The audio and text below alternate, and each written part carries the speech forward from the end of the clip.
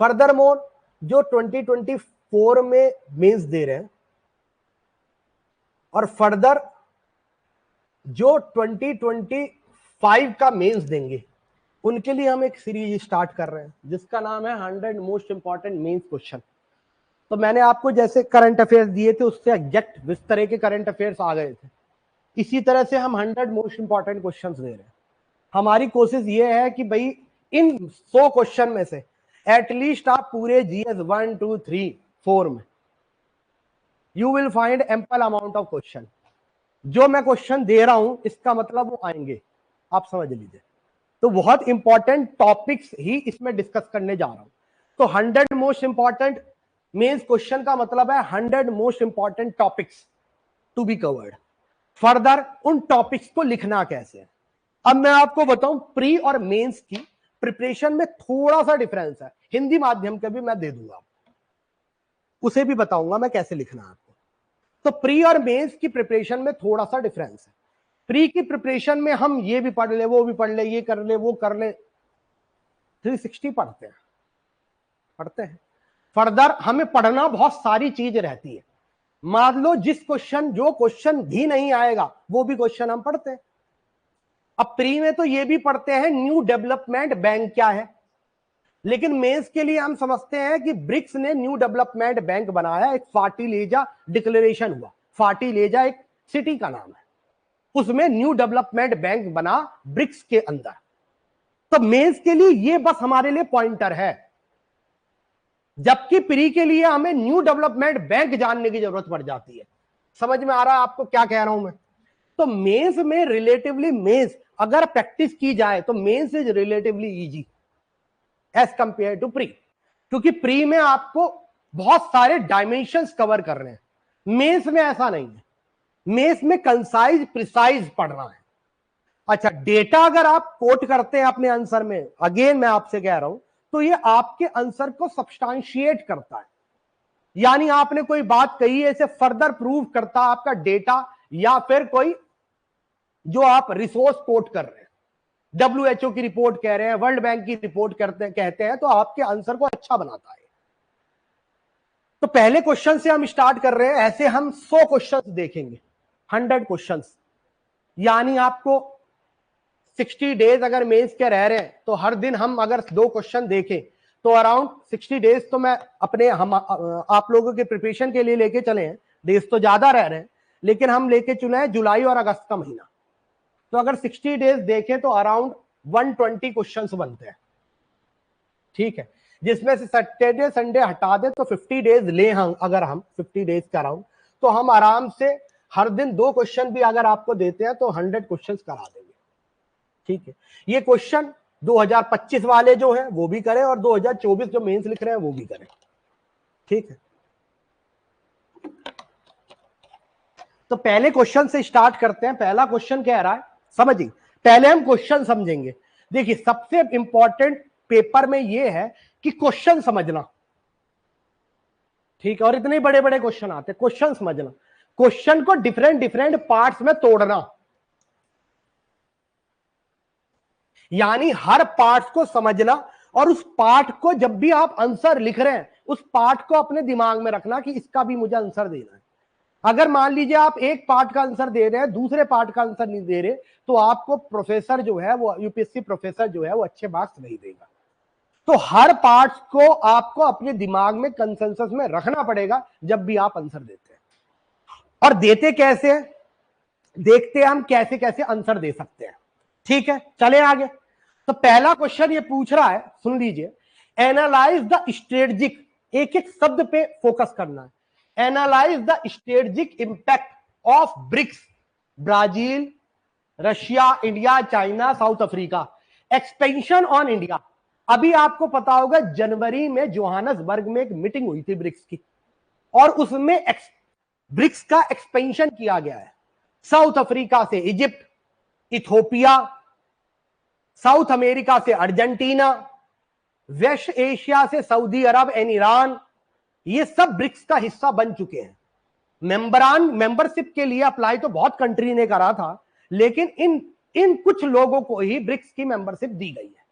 तो ये क्वेश्चन पूछ रहा है कि इससे इंडिया पे क्या इंपैक्ट पड़ेगा, स्ट्रेटेजिक इंप्लीकेशन क्या है, पॉइंट टू बी नोटेड। क्या पूछ रहा है, स्ट्रेटेजिक इंप्लीकेशन, बहुत इंपॉर्टेंट वर्ड है। स्ट्रेटेजिक हम जब कहते हैं तो इकोनॉमिक डायमेंशन आती है, मिलिट्री डायमेंशन आती है, एनर्जी सिक्योरिटी आती है, इंफ्रास्ट्रक्चर आती है, इकोनॉमिक डायमेंशंस आते हैं। This is the strategic importance. तो क्वेश्चन को समझना है सबसे पहले एवरीवन। उसके बाद कह रहा है कंसीडरिंग इट्स विश्व बंधु फॉरेन पॉलिसी अप्रोच। विश्व बंधु मतलब जैसे वो कहता है कि मैं दुनिया हमारी भाई है, Vasudhaiva Kutumbakam, the world is single larger family, वही हमारा अप्रोच है विश्व बंधु का। तो कह रहा है हमारे विश्व बंधु अप्रोच को कैसे फुलफिल करता है। Further explain how adding Egypt, Ethiopia, Iran, Saudi Arabia, UAE to the BRICS changes India efforts to support a multipolar world order. India ने जब सोवियत ब्लॉक और कैपिटलिस्ट ब्लॉक और कोल्ड वर्ल्ड वार की बात कर रहे हैं, उस समय भी दोनों ब्लॉक ज्वाइन नहीं करे थे, वो नॉन अलाइंड रहा था, यानी नेम बनाया था उसने कहा था गुट निरपेक्षता करूंगा, मैं किसी से ज्वाइन नहीं करूंगा। आज भी इंडिया मल्टीपोलैरिटी वर्ल्ड की बात करता है, वो ये नहीं कहता खाली यूएसए आगे रहे या चाइना आगे रहे, उसका कहना हर रीजनल पावर एक ग्लोबल पावर है। तो we believe in multipolarity, multilateralism, not a domination of single power, unipolar world or the bipolar world. Everyone, we believe in multipolar. तो कह रहा ब्रिक्स का एक्सपेंशन कैसे इंडिया का जो सपोर्ट है मल्टीपोलर वर्ल्ड ऑर्डर इसे सपोर्ट करता है, जो एक्सपेंशन ब्रिक्स का हुआ है कैसे इसे सपोर्ट करता है। फर्दर क्वेश्चन पूछ रहा है examine the changes India encounters in balancing the very zero political interest with in the group. देखो क्वेश्चन कितना अच्छा पूछा है, इसने पूछा साथ के साथ आप ये भी बताइए कि इंडिया कैसे इस जियोपॉलिटिकल इंटरेस्ट को बैलेंस करेगा।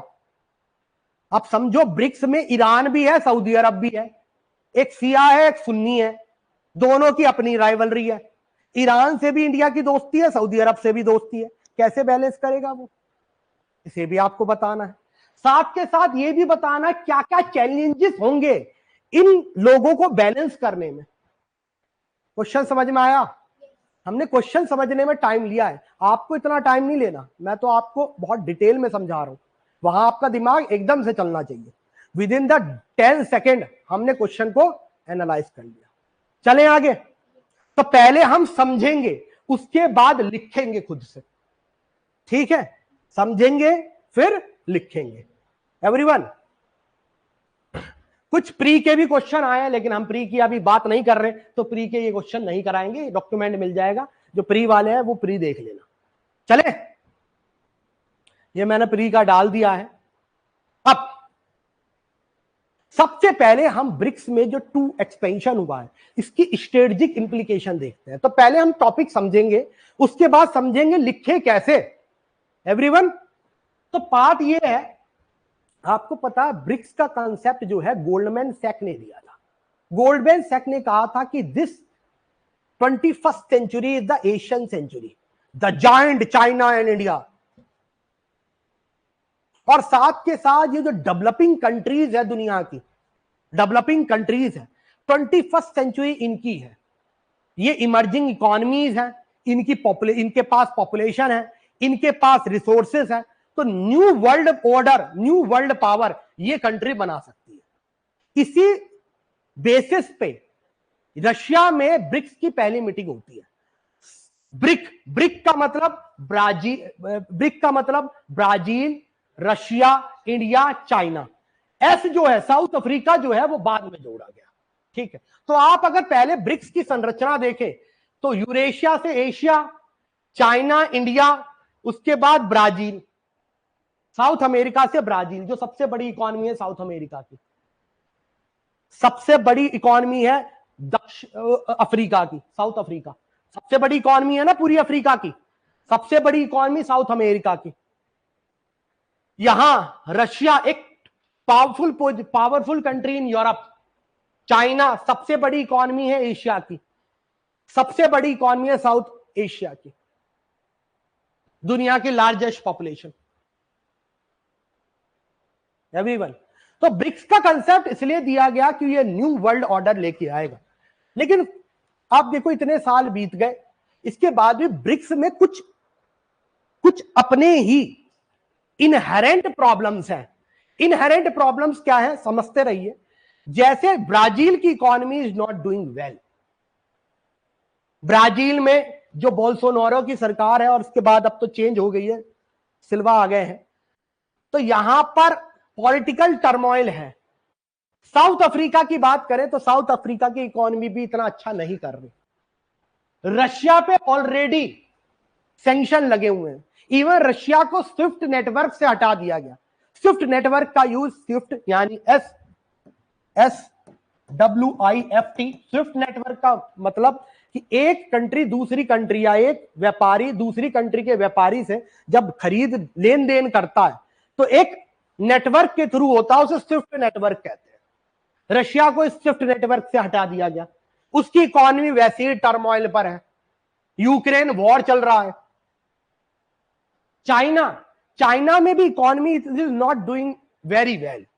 चाइना में अगर देखा जाए तो जो रियल एस्टेट है वो बस्ट हो चुका है, ऑल टुगेदर बस्ट हो चुका है। इंडिया में अनएम्प्लॉयमेंट और पॉवर्टी आप जान ही रहे हैं कितना है। तो बात है ब्रिक्स अभी जो है एट प्रेजेंट जो है इतना अच्छा परफॉर्म नहीं कर रहा। इसका एक्सपेंशन किया गया। क्या किया गया? एक्सपेंशन। और एक्सपेंशन में कौन कौन सी कंट्री डाली गई और इसका इंडिया पे क्या फायदा है? क्या है क्वेश्चन?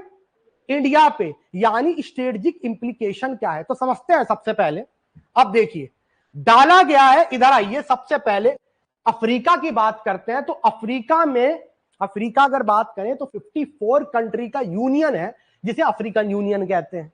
दुनिया की सबसे ज्यादा डेमोग्राफिक डिविडेंड यानी सबसे यंग पॉपुलेशन अफ्रीका रहती है, एवरीवन।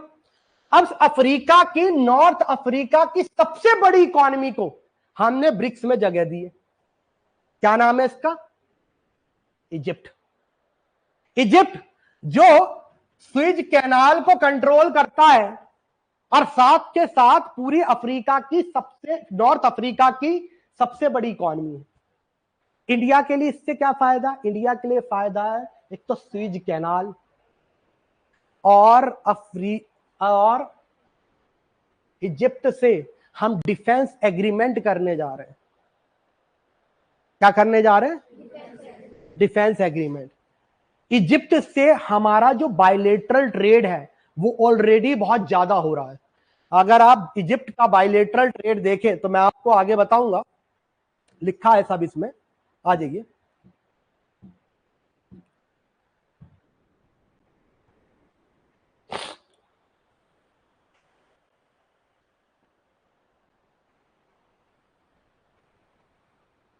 पेपर साइन करा तो अभी we will see bilateral trade agreement. Bilateral trade देखें तो इजिप्ट से ऑलरेडी हमारा बायलेटरल ट्रेड है।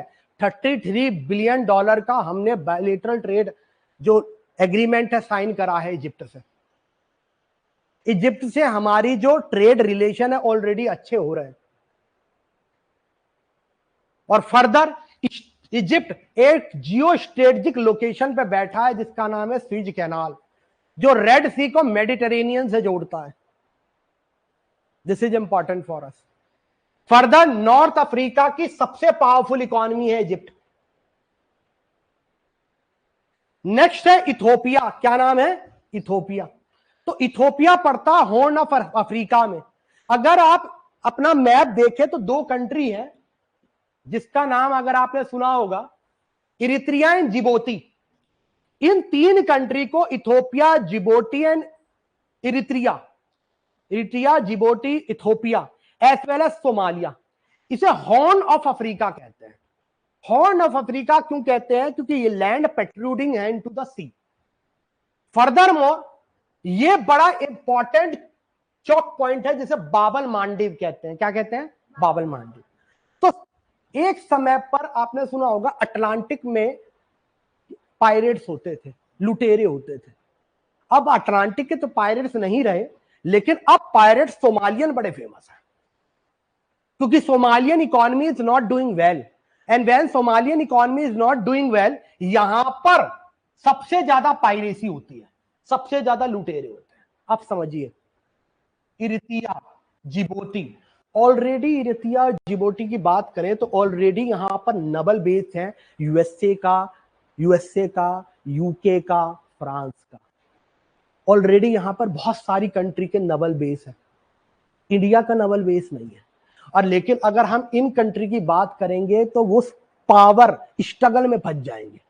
ऑलरेडी यहां पर बहुत सारी कंट्री के नवल बेसेस हैं।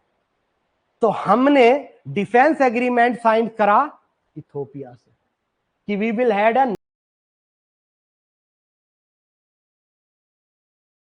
naval base in Ethiopia. Everyone, we will have naval base in Ethiopia. इससे क्या फायदा होगा कि हम सोमालियन पायरेट्स जो हैं इन पे कंट्रोल रख सकते हैं। जो आपके रेड सी में पायरेसी हो रही है, जो बाबल मांडेब पे पायरेसी हो रही है, उसे कहां से कंट्रोल किया जा सकता है? Geo strategic implications. Everyone, next country जोड़ी गई है ईरान और सऊदी अरब। क्या जोड़ी गई है? ईरान और सऊदी अरब। जल्दी जल्दी हमें सोचना है। देखो, जियो स्ट्रेटेजिक इंप्लीकेशन लिखेंगे ना, ये लिखेंगे कि इथोपिया में हमारा नवल बेस होगा, ये लिखेंगे ना। अभी एक बात बताओ,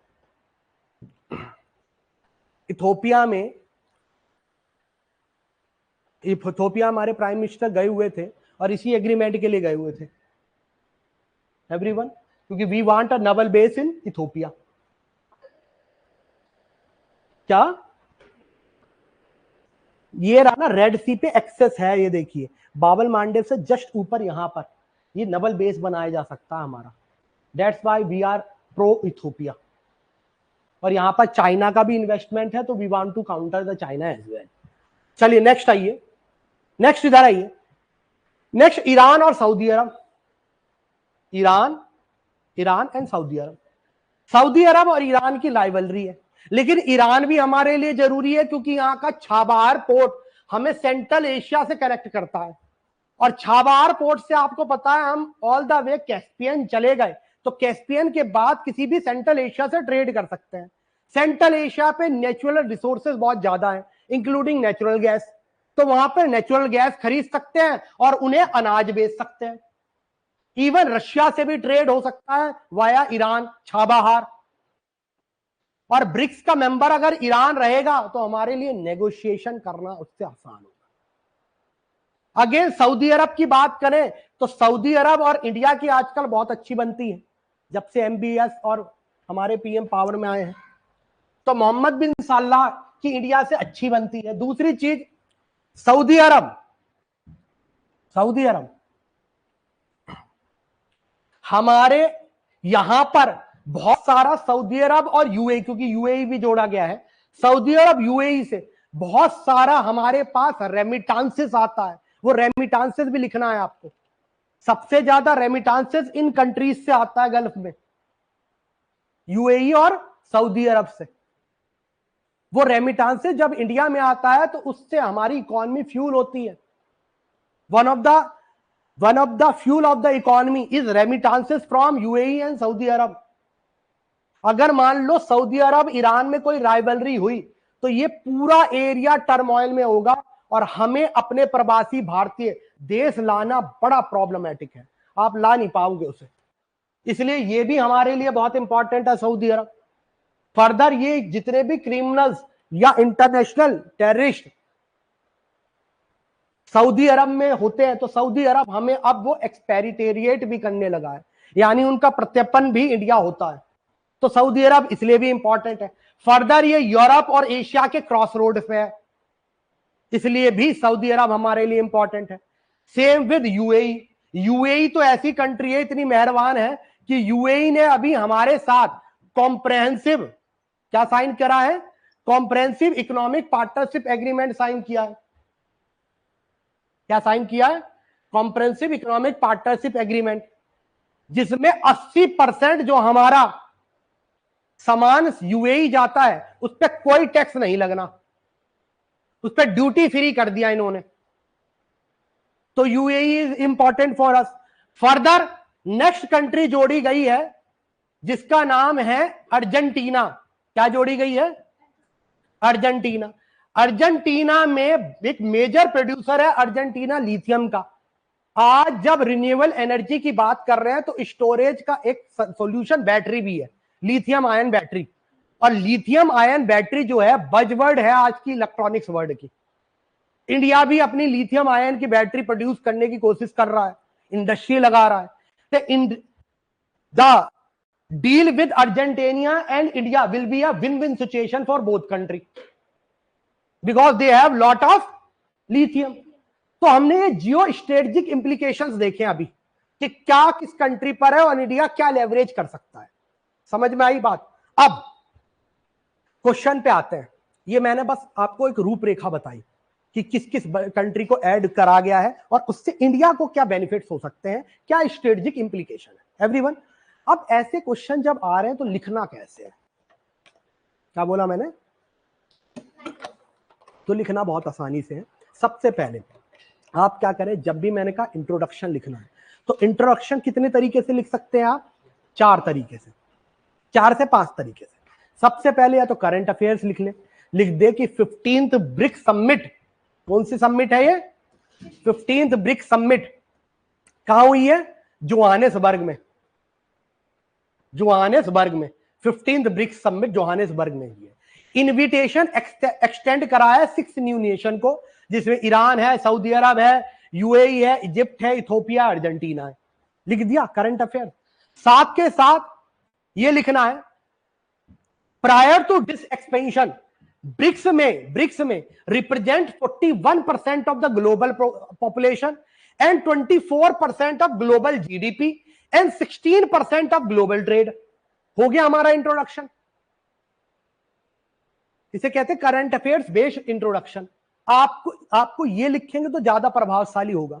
दूसरा इंट्रोडक्शन होता है इसका हिस्ट्री लिख दे, तो लिख दे किस तरह से गोल्डमैन सैक ने बताया था कि 21st सेंचुरी जो है इमर्जिंग इकोनॉमीज की होगी। वो इमर्जिंग इकोनॉमी थी ब्राजील, रशिया, इंडिया, चाइना।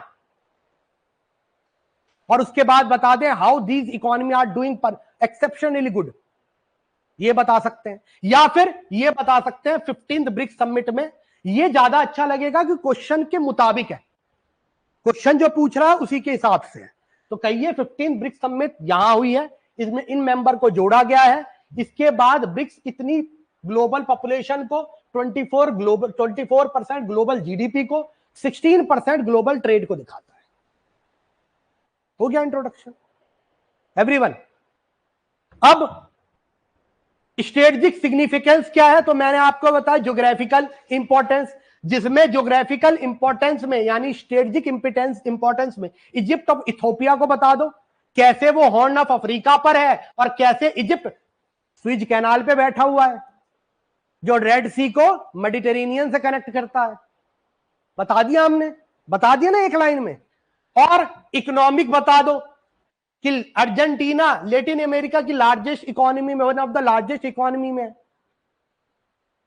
बताओ कि कैसे यूएई और सऊदी अरब से we are the one of the largest recipient of the world, कितना पैसा आता है वहां से, ये इकोनॉमिक बता दिया हमने।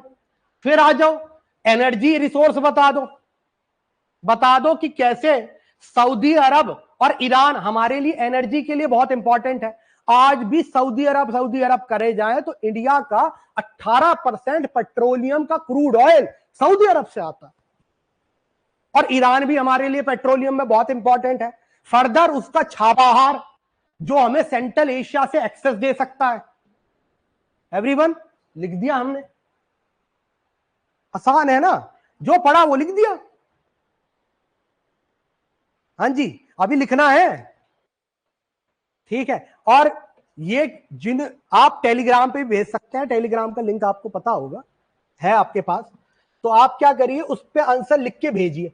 पढ़ा दिया गया, लिखिए, तुरंत लिखिए, ठीक है। आगे आइए। अब चैलेंजेस क्या है? सबसे पहला चैलेंजेस होगा ग्लोबल अलायंस, जो शिफ्टिंग ग्लोबल अलायंस है, उसमें एक कलेक्टिव बार्गेनिंग करना।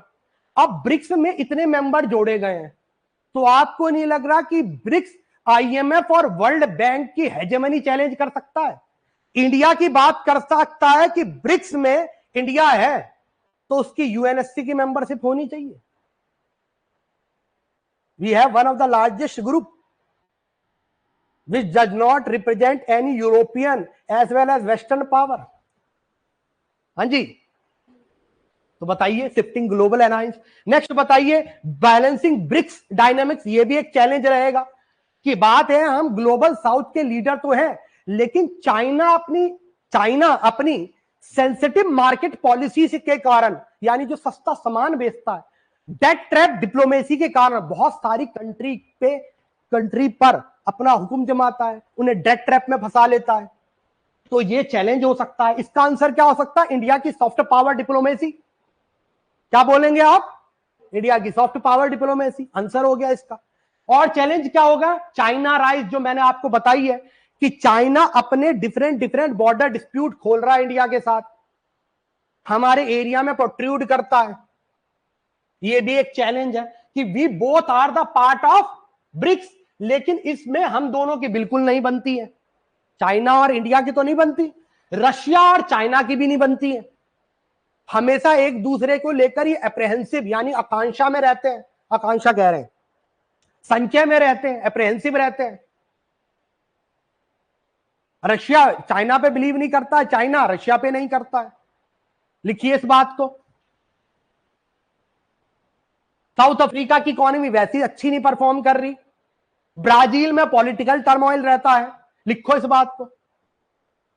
और बताओ फिर एक और, ये चैलेंजेस भी लिखने हैं ना आपको। नेक्स्ट चैलेंज लिखो कि किस तरीके से बायलेटरल डिफेंस को मैनेज किया जाए, कि managing bilateral differences will be a difficult task. जैसे सऊदी अरब, ईरान, जैसे Egypt and Ethiopia. Egypt GERD project बना रहा है ना, नाइल रिवर पे, नील नदी पर इजिप्ट जो है जीईआरडी प्रोजेक्ट बना रहा, बहुत बड़ा डैम है। उस कौन बना रहा?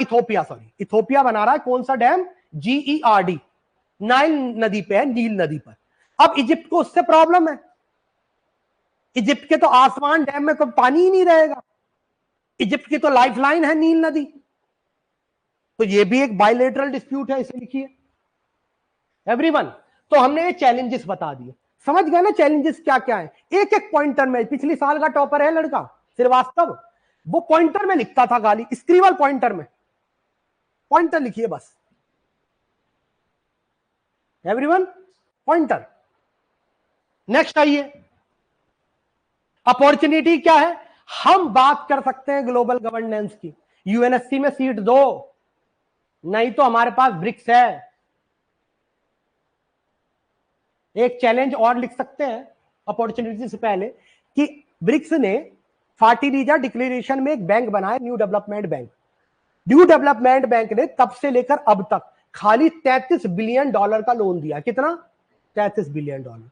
वर्ल्ड बैंक आज तक, वर्ल्ड बैंक देखा जाए तो एक साल में जो जितना लोन देती है उसका ये खाली 1/3% है।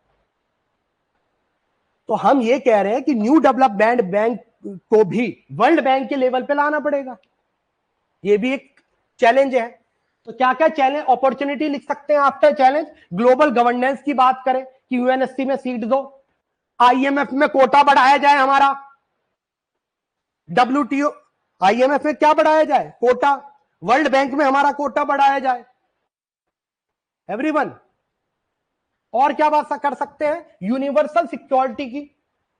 ये सारी कंट्री वर्ल्ड की मेजर कंट्रीज है, तो ये यूनिवर्सल सिक्योरिटी डायलॉग की, यानी रीजनल सिक्योरिटी आर्किटेक्ट की बात हो सकती है, अपॉर्चुनिटी है ये।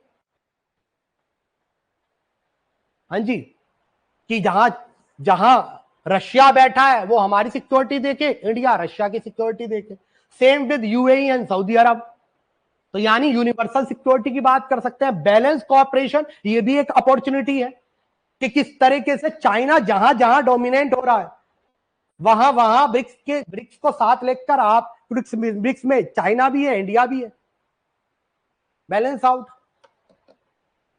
बैलेंस ऑपरेशन है, बैलेंस ऑप्शन ऑपरेशन है। पब्लिक हेल्थ गवर्नेंस पे हम काम कर सकते हैं। पब्लिक हेल्थ गवर्नेंस जैसे इंडिया कहता है, इंडिया का कहना है one earth one health vision. We are the pharmacy of the south, दुनिया का दवाई केंद्र है हम। तो we can leverage the medical advancement of India in BRICS everyone. तो ये अपॉर्चुनिटी है इंडिया के लिए। नेक्स्ट, स्ट्रेटेजिक अप्रोच भी मैंने आपको बता दिया था, ठीक है, कि हमें इंडिया को ब्रिक्स में बात करनी चाहिए ग्लोबल गवर्नेंस की, कि ग्लोबल गवर्नेंस को इंप्रूव करने की जरूरत है। यूनाइटेड नेशन की मैक्सिमम ऑर्गेनाइजेशन में वेस्ट का कंट्रोल है, जितनी भी स्पेशलाइज्ड ऑर्गेनाइजेशन है। आईएमएफ जब लोन देता है तो आर्म ट्विस्ट करके देता है, कहता है ये करेगा, दूसरी कंट्री कहता है नहीं करेगी, मत कर, नहीं दूंगी लोन, आर्म ट्विस्ट करके देता है। तो आर्म ट्विस्टिंग खत्म होनी चाहिए, ठीक है। तो enhance global governance, promote collaboration between the members, enhance economic contribution. किस तरीके से हम ईरान को लेकर छाबहार बना सकते हैं, ब्रिक्स में अपने मतभेद कम कर सकते हैं। It will be win win situation for us. Further global governance, health governance की मैंने बात ही करी थी, जैसे हमारी इंडिया ने कहा है वन अर्थ वन हेल्थ, ठीक है। तो हम विश्व बंधु अप्रोच में है, हमें विश्व बंधु अप्रोच लेवरेज करना है through the expansion of BRICS. Next, conclusion में क्या लिखेंगे कि इंडिया को क्या करना है, कंसेंसस बिल्डिंग। कंसेंसस बिल्डिंग यानी इन मल्टीलेटरल फोरम को ग्लोबल गवर्नेंस का पार्ट बनाना है। हम जो बात करते हैं मल्टीलेटरलिज्म की, वो मल्टीलेटरलिज्म हमारा ब्रिक्स सॉल्व कर सकता है। Leverage the consensus building. Further reforms, जैसे मैंने कहा यूएनएससी में रिफॉर्म्स के लिए ब्रिक्स एक इंपॉर्टेंट ग्रुपिंग हो सकती है। इसमें अफ्रीका की भी कंट्री है, Egypt, north Africa, east Africa, Ethiopia, south Africa.